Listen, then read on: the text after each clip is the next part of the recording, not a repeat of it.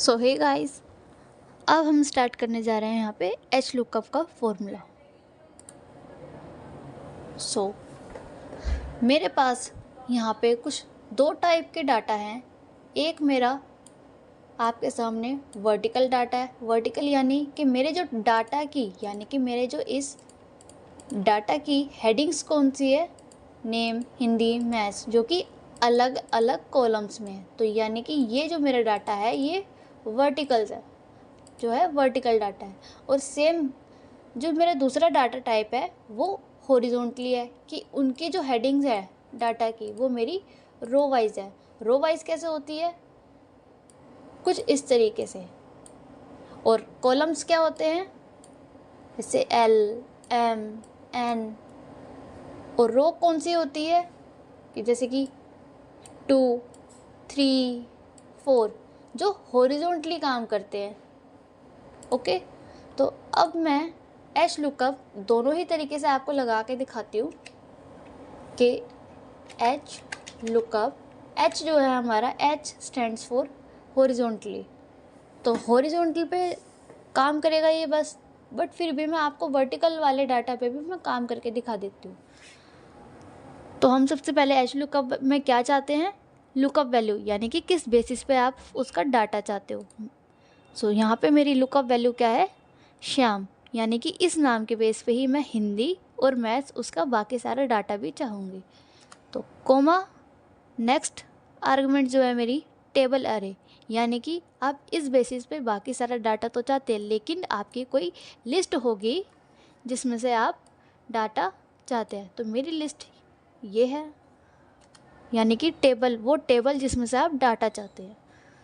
Next आता है मेरे पास रो इंडेक्स नंबर। जैसे कि मैंने आपको बताया था कि एच लुकअप जो है मेरा हॉरिजॉन्टली काम करता है, तो हॉरिजॉन्टल में रो वाइज वो काम करेगा। ओके, तो रो इंडेक्स नंबर यानी कि आप इस नाम के बेस पे हिंदी के मार्क्स चाहते हैं, तो इस टेबल में से आपके हिंदी के मार्क्स कौन सी रो पे है।